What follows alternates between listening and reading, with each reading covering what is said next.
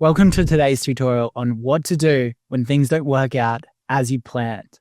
We've launched our brand and we've got a few results and it doesn't look that good. So sit down, grab your notepad, put on Do Not Disturb. Let's break it down together. So we've launched the brand and we haven't really spent that much. So this may be a premature video, but it's going to give me a really, really good opportunity to kind of work through it with you. Maybe it's the product. Maybe we need a pivot. One of the hardest things about entrepreneurship is, well, there's many, but one of the hardest is the continuum of when to pivot and when to persevere. Something that sits on a continuum means you don't really know where the best option is and it just goes on forever, because there's great stories about brands that, like YouTube, there was a dating service and then it pivoted into what it is today. But then you've also got so many stories about people just persevering and just breaking through barriers to get to the results where they want to go. And I think too many people that get started with entrepreneurship, they either pivot too early or they just give up too quickly. I remember bringing on someone onto the team once to launch a brand. And I just said, look, if you just never give up and you keep learning, either two things are going to happen. You're going to die first or you're going to become successful. That's just inevitable. And I think that same with this side of things, if we just keep learning and keep iterating, we're going to get some results. Maybe the results don't match our goals, which for me, my goal is just to simply get enough results to teach you guys. I don't need this to replace my 9 to 5. That's going to be very, very difficult to do that. Now, you're probably wondering, you just did so much work to get to this point and it didn't work. Is your methods flawed?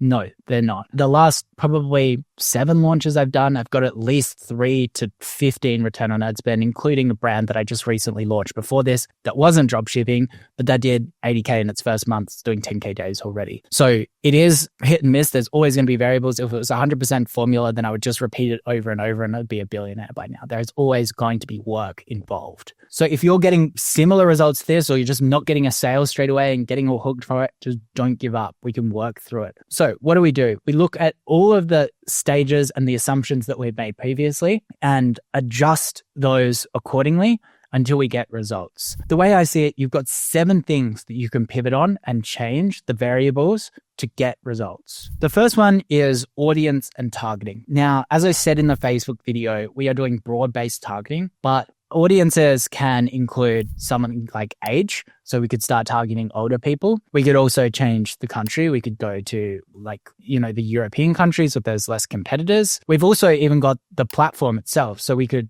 pivot to TikTok audiences and change that. The way that I see it, just working through this with you now, I think that countries are fine. We're working with the best countries there. We could maybe expand to Canada, but I don't think that's going to change too much. One thing with the countries is it's currently winter in the Northern Hemisphere. That's why I'm so busy with Audi at the moment. But the thing that we could definitely do is rethink the age itself. Maybe we need to be targeting older demographics. Maybe that audience is already facilitated. Maybe, we're doing similar angles to other sock businesses at the moment. Maybe we need to actually think differently to create new pockets of avatars. Also on audience and targeting, I don't really want to change away from Facebook at the moment. Facebook is the quickest way for me to test. I don't want to go onto TikTok and start doing viral organic TikToks, although it is an option, because Facebook is going to allow me to scale quickly. It's the thing that's going to get you guys the most results. So I'm going to stick on that one. And that brings me to the second thing that you can look at, which is the angle, which is basically why someone needs the product. And audience and angle is a little bit different, although they do kind of work together. If I'm looking at a different audience, such as a TikTok audience that is now Gen Z, the angle for that person is going to be very, very different. I don't want to do something like a health-based angle for feet health for Gen Z. I'm going to want to use an older audience for the health angle. So that might be something that I'm going to play around with. So when we're thinking about the angle,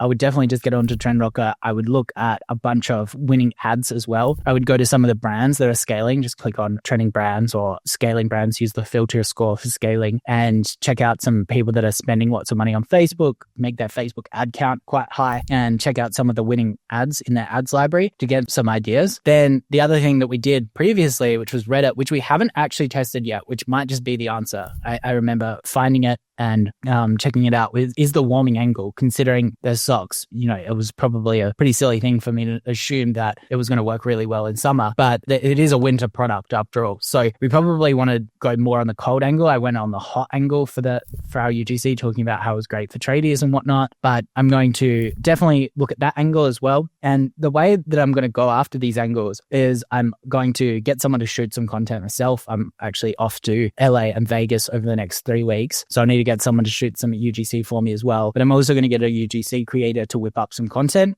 along those similar angles that I find using TrendRocket, find using Reddit. And the other thing, if you're struggling to get results, but you have had a couple of sales already, I've barely gotten out to cart, is you can just call your customers. You can set up a survey on your website as an exit intent survey that says like, what was the reason you haven't purchased yet as the question. Leave it as a text field so that they can write their story. And it's just like, it might be, I don't know how to set up the product or something like that, and get some insights there. If you do have some customers, just get on the phone to them. Text them first and just say, hey, I'm the founder of this brand, because nobody answers their unknown callers nowadays. And just say, can I just ask you a couple of questions? My business isn't going as well as I'd hoped, and I want to learn a little bit more. And you can definitely get some insights there. The third section is the ad creative itself, which I think that this is probably the main issue. And again, this definitely still flows and somewhat is a category under the angle and the audience. But the ad creative, we can change the format itself to certain things. Like mine was a very UGC orientated creative where I shot with Alex. We might want to make that more a viral trending thing. So like if you had a cooking product, for example, and you're just got someone talking about the product itself, maybe you need to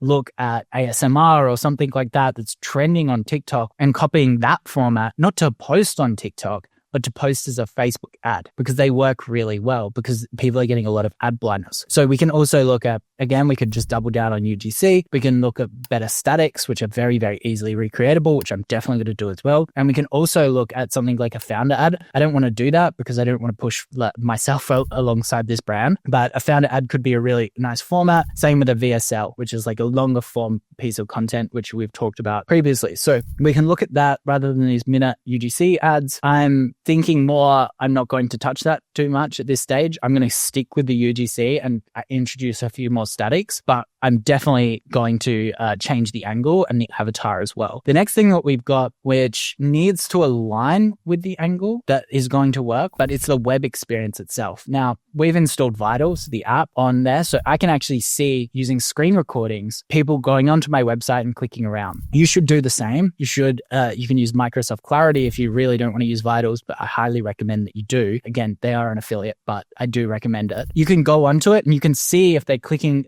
people are bouncing out of certain places or unable to add to cart or something like that.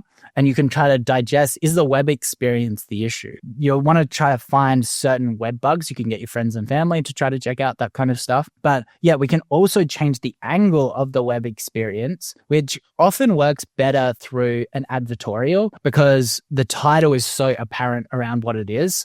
But for me, mine could be like, it's a very hiking orientated website. If I want to change the angle of the website, I could just change it all to like, these are the warmest socks ever. Like just the coziest socks. It's a gifting season. And I could make some assumptions around that and pivot there. I'm not going to do that. I'm going to try a different I'm definitely going to try the warming angle with UGC, still to the Shopify store, and also going to create an advertorial around maybe a health side of things, which I'm going to kind of study and understand a little bit more and probably throw a video as well and show you how I do that. Then we've got the offer/mechanism. We can change this. Now, there's the amount of brands that I've seen that are unprofitable on Facebook ads, and then suddenly they change the offer, and then they also add a bunch of upsells using something like aftersell, like a really, really high upsell.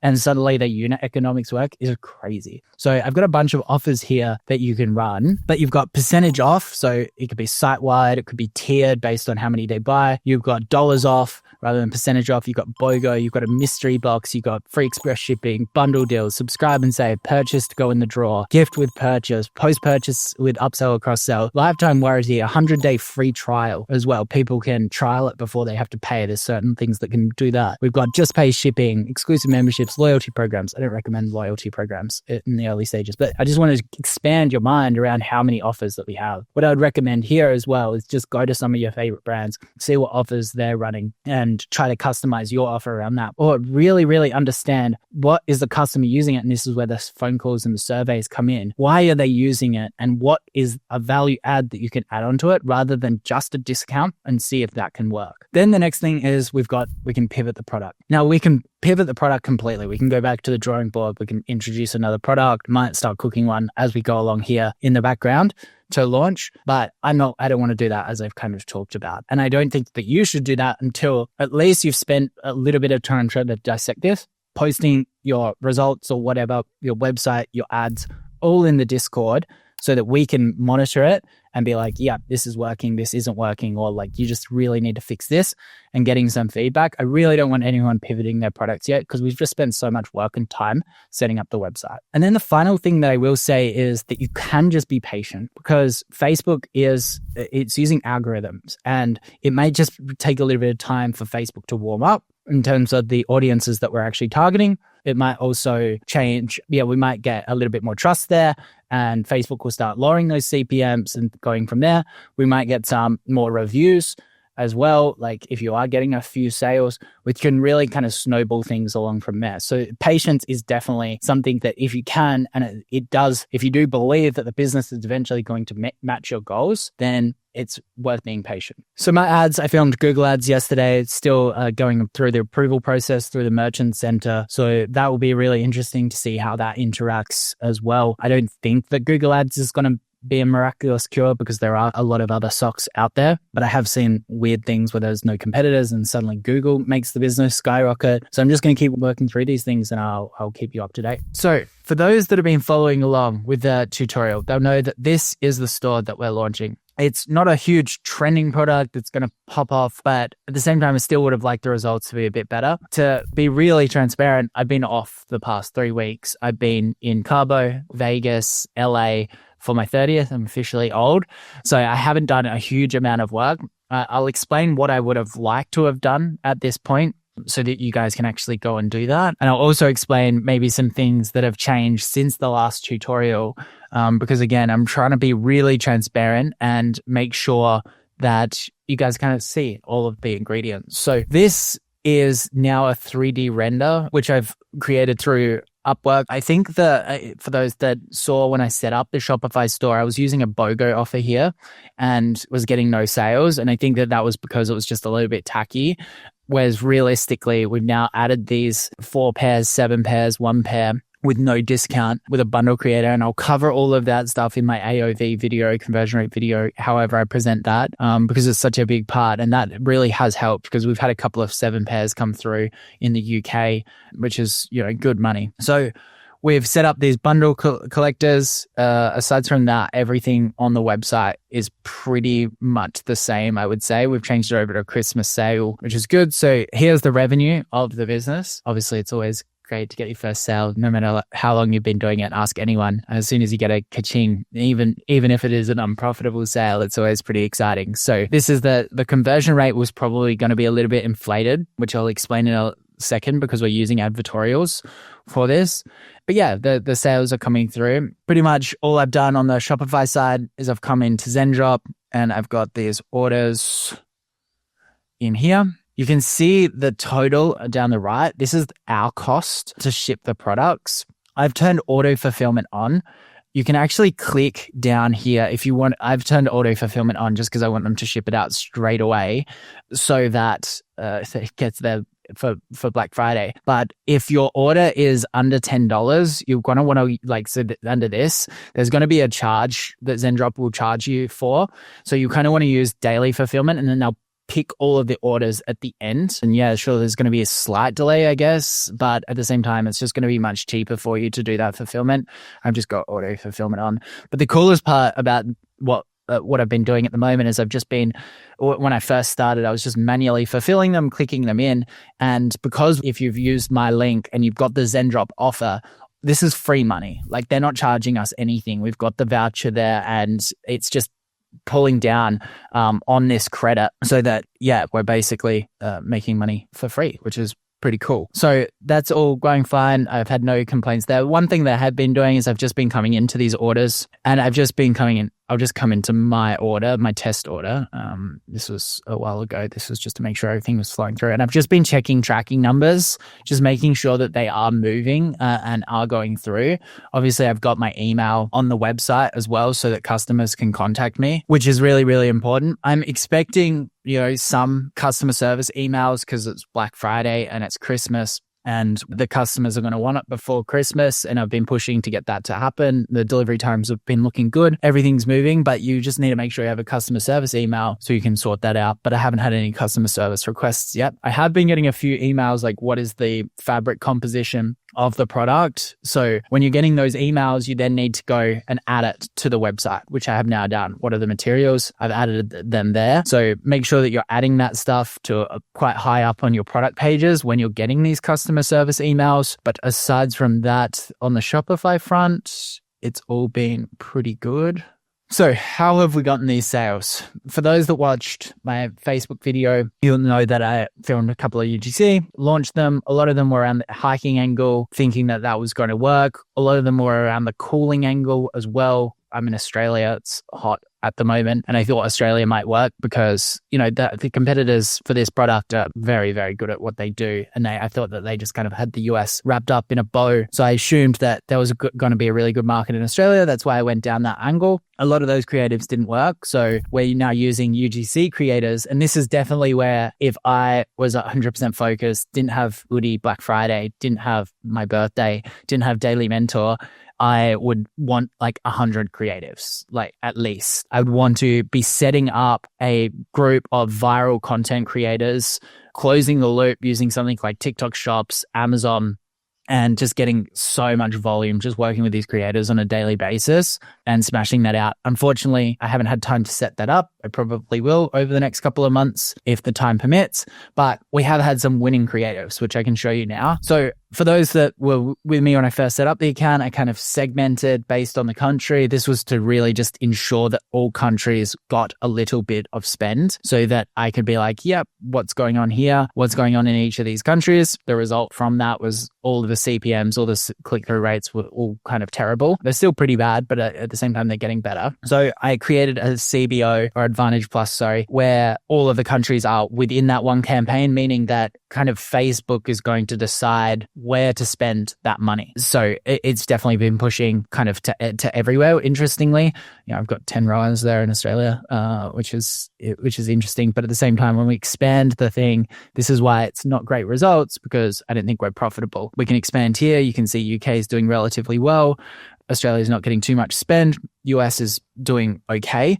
But when we look at the ROAS, it's all pretty low. So I am also testing advertorials. So I'll just come into one of these advertorials. Like this is the hiking advertorial that I ran. I'll just show you kind of the experience that you're getting. So I would love for these ads to be very, very tailored to the advertorial. But as I said, I'm very limited on creative at the moment. But when we come into this advertorial that I built, I used actually, rather than using ChatGPT, I used Claude.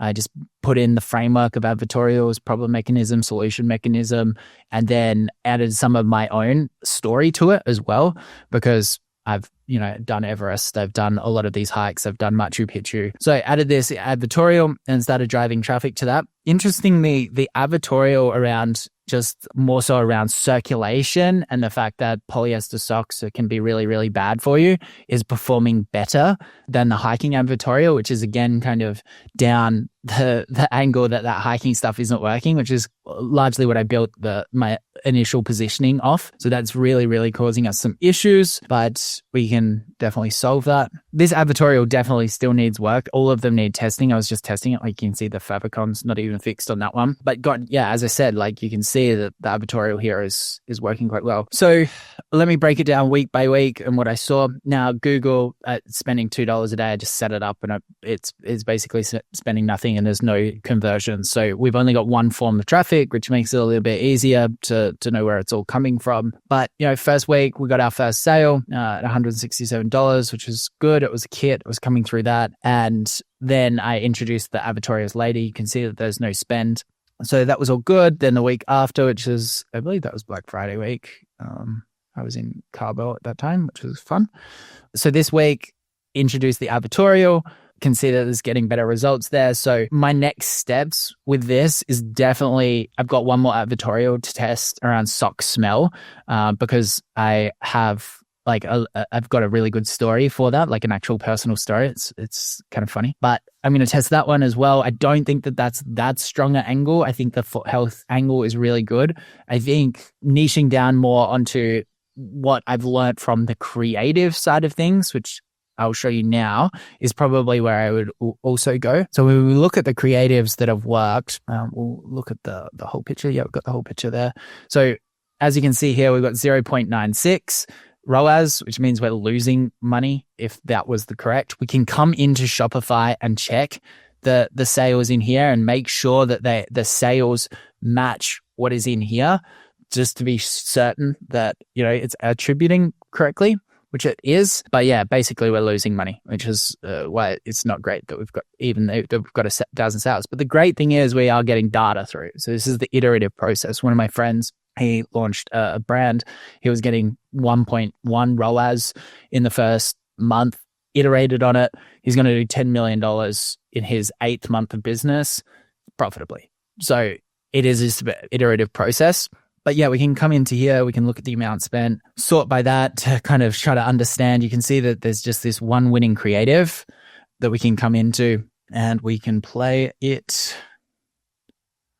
So you can see it's talking about merino wool socks. So the merino wool customer is probably very, very set on that product, but we are explaining why we have a better mousetrap pretty much, which looks like it's going to work for hikers, for a bunch of different demographics. That's a really interesting insight that's working so well.